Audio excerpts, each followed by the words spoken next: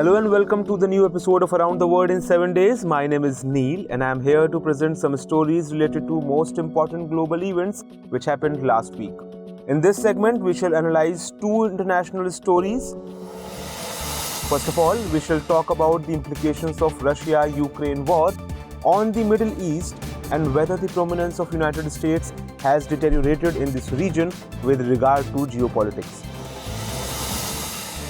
In the next news, we shall see why chemical weapons have become the talk of the town amidst the ongoing Russia-Ukraine crisis, the dangers associated with them, and stories behind their usage. However, let us first discuss about the impact of Ukrainian crisis on Middle East.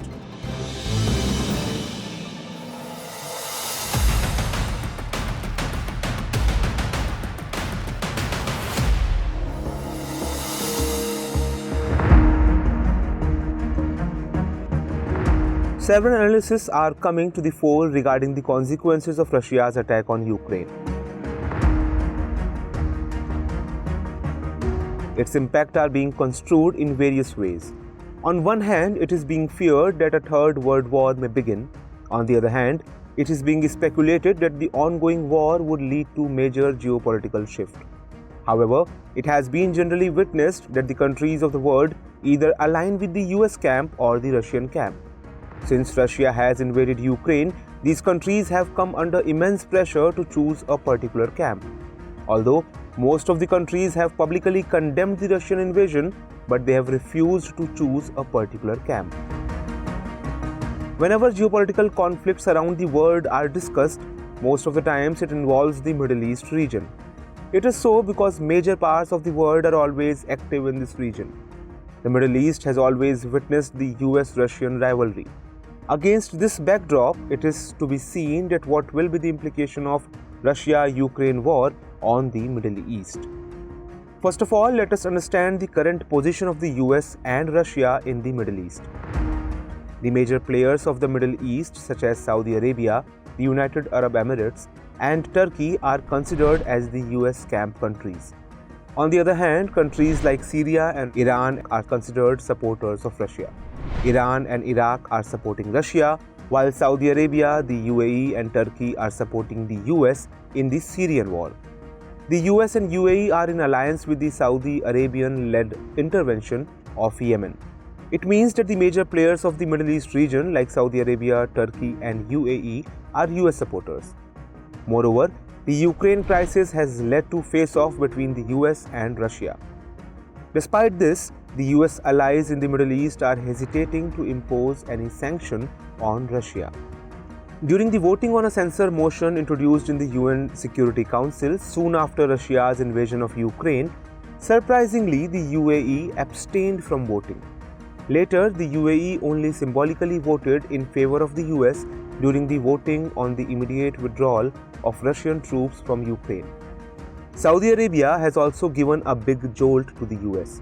Last week, we had discussed about the crude oil politics. We saw that the US has banned energy imports from Russia. Also, the US desires that other countries of the world should also join this ban. In such a condition, Russia has warned that it will not supply energy to Europe. If it happens, then the whole of the Europe could face an energy crisis. Europe will have to find new avenues for importing energy, and it will be a difficult task.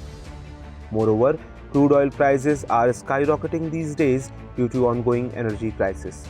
Under these circumstances, the US has urged the Middle Eastern countries such as Saudi Arabia and UAE to increase their oil production so that any oil-related emergency can be dealt with.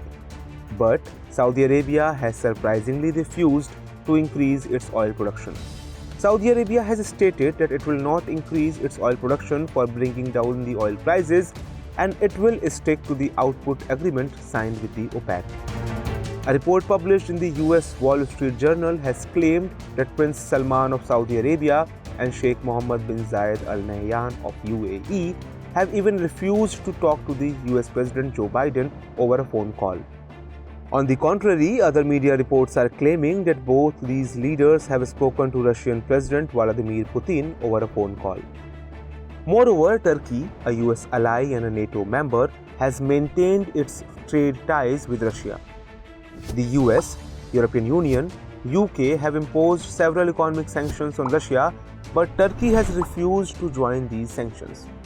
On one hand, the US is challenging Russia. On the other hand, Turkey is offering to play the role of a mediator between Russia and Ukraine for peace talks. However, the Turkish efforts have not yielded any results so far. But the efforts made by Turkey clearly suggest that the US is not receiving the expected support from the Middle Eastern countries.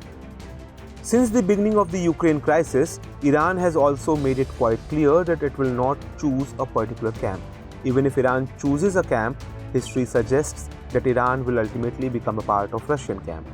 However, Iran is neutral as of now, and there are three major factors behind this stand. Firstly, when Donald Trump was president of the US, then the Iran nuclear deal was called off. Iran had to face tensions with the US as well as Israel. However, Russia did not support Iran in that crisis. Secondly, Iran is trying to revive the nuclear deal and it is focusing on ending the US sanctions. In such a situation, Iran is not willing to further increase tensions with the US. Thirdly, Iran's political class is divided over the war. Some are accusing the US of increasing tensions with Russia, while some others are accusing Russia of escalating the Russia-Ukraine crisis. Under these circumstances, the government of Iran has chosen to remain neutral instead of choosing a particular camp. Israel, which is considered the best US ally, is also playing a delicate balancing game between Russia and the US in Russia-Ukraine conflict. However, Israel has also rejected Ukraine's request for military equipments. As per a report published in Wall Street Journal, if Israel sends military equipments to Ukraine, then Russia can retaliate by limiting its airstrikes on the Syrian territory. One such incident was witnessed when the Israeli government supported Ukraine's territorial integrity and sovereignty, then Russia condemned the Israeli occupation of the Golan Heights. Also, when the censure motion was introduced against Russia in the United Nations General Assembly, then Egypt voted in favor of the US-backed motion. However, Egypt has made it quite clear that it is not ending its ties with Russia. Egypt has also announced that the Suez Canal will not be closed for Russian ships. It is so because Egypt is dependent on Russia for food items for its 110 million citizens. It imports wheat from Russia in large quantities. In such a situation, it is not possible for Egypt to curtail ties with Russia. On the other hand, Syria is openly supporting Russia. Russia's immense support to President Bashar al-Assad in the Syrian crisis is an open secret. For this reason, Syria is fully supporting Russia. Overall, Russia's invasion of Ukraine has tested the power of both Washington and Moscow in the Middle East. Several regional leaders surprisingly chose to remain neutral. It seems that these Middle Eastern leaders are not eager to know whether the US or Russia will emerge as the winner in the Russia-Ukraine war. It is being seen as disillusionment of the Middle Eastern countries with the US. For instance, when Syrian President Bashar al-Assad recently visited the UAE, he was accorded a warm welcome. It implies that if those leaders who desire to dethrone Assad from power are welcoming him, then it is a matter of great concern for a powerful nation like the US. However, amidst the ongoing Russia-Ukraine war, the Middle Eastern countries have indicated that the geopolitics will completely shift in the upcoming years.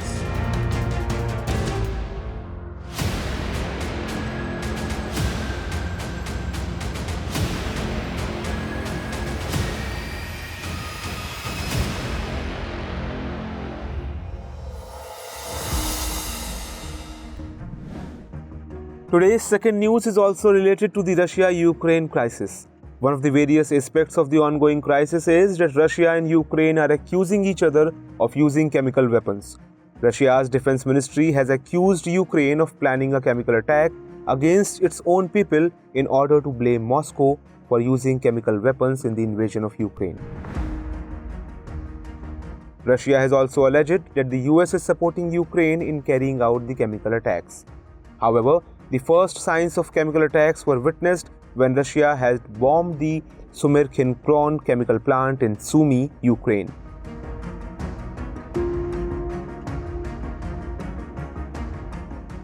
It released ammonia in the area, forcing people to remain indoors. However, Ukraine retaliated on this issue and censured Russia for the same.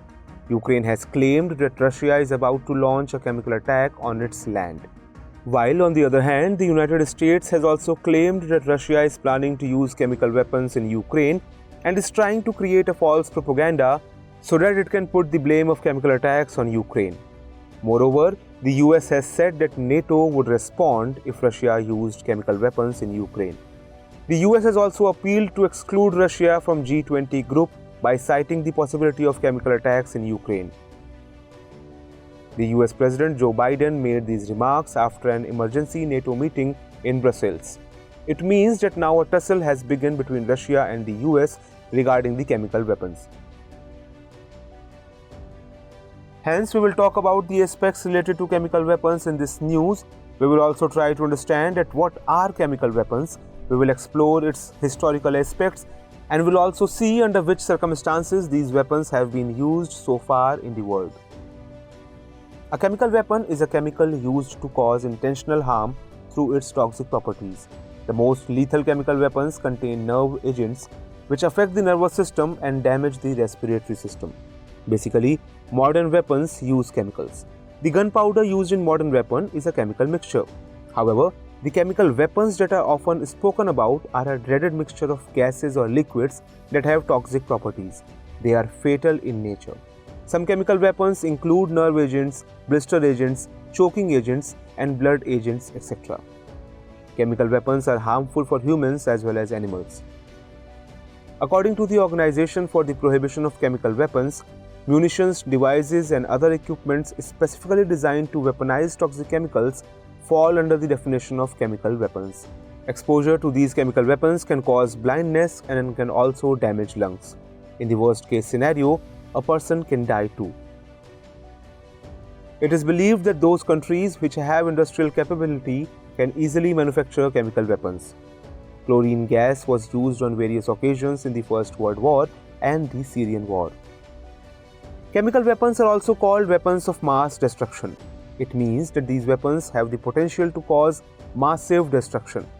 Radiological, biological, and nuclear weapons are also included in the category of weapons of mass destruction. Chemical weapons are inexpensive, relatively easy to produce, maintain, and use. They are widely used due to their capacity to cause mass casualties. At the same time, chemical weapons are used more often than the biological weapons. Apart from this, nuclear weapons have been used only once so far when the US dropped atomic bombs on Hiroshima and Nagasaki. It is believed that the trend of using chemical substances as modern weapons started about 100 years ago. In fact, chlorine was the first chemical weapon. It was used for the first time in 1915. According to international laws, the use of chemical and biological weapons is prohibited. But it is said that the Russian army, the British army, and the French army used plague-infected corpses as weapons in 1710, 1763, and 1845 respectively. Chemical weapons were also used during the Iran-Iraq War in the 1980s. In 2003, the US has invaded Iraq on the pretext that it had stockpiled chemical weapons. The US initially sought the support of global community on this issue and subsequently invaded Iraq. When the situation in Syria worsened post the Arab Spring, the Syrian government and the rebels resorted to the use of chemical weapons in the war. After this incident, the Syrian President Bashar al-Assad signed the International Chemical Weapons Convention. He agreed to destroy Syria's stockpile of chemical weapons. However, it is a well-known fact that the largest stockpile of chemical and biological weapons came into existence during the Cold War between the US and the Soviet Union, being the biggest players in this regard. However, at present the picture is not clear on this issue. Now, it would be pertinent to know that what is International Chemical Weapons Convention. Overshadowed by the concerns of the use of chemical weapons, many nations participated in the Chemical Weapons Convention in 1997. The convention aimed to eliminate the entire category of weapons of mass destruction by prohibiting its development, production, acquisition, and stockpiling. The parties which participated in the convention declared the number of chemical weapons they possessed and agreed to chemically disarm them by destroying any stockpiles of chemical weapons they may hold. At present, 193 countries have signed this convention. According to the data of OPCW, the total declared stockpile of chemical agents amount to 72,304 metric tons, out of which about 99% has been destroyed. Now you may ask that what is Organization for the Prohibition of Chemical Weapons? Basically, this organization implements the provisions of Chemical Weapons Convention and oversees its functioning. It is headquartered at The Hague, Netherlands. It is an intergovernmental organization having 193 member countries. Israel, Egypt, South Sudan, and North Korea are yet to join the convention. The organization's first meeting was held in May 1997, about a week after the Chemical Weapons Convention came into force. This organization works in coordination with the United Nations. But it is a matter of concern that even after the existence of this organization, the use of chemical weapons have come to the fore many times. If chemical weapons are used in the ongoing Russia-Ukraine war, then it will lead to a big catastrophe. However, there are different perspectives regarding the control and use of lethal weapons. Some countries have signed the conventions and some have not. For example, some countries have not signed the Nuclear Non-Proliferation Treaty. But there is a general consensus around the world that these weapons should not be used in warlike situations. But complete success has not been achieved on banning these weapons so far. To conclude, it could be said that the only way left to curtail the use of chemical weapons as of now is by mutual consent. Now let us discuss two questions based on the stories we discussed so far. 1. What will be Russia-Ukraine war's impact on the Middle Eastern geopolitics? Evaluate. 2. What are chemical weapons? What are the agreements related to lethal weapons? Suggest some measures for better implementation of these agreements.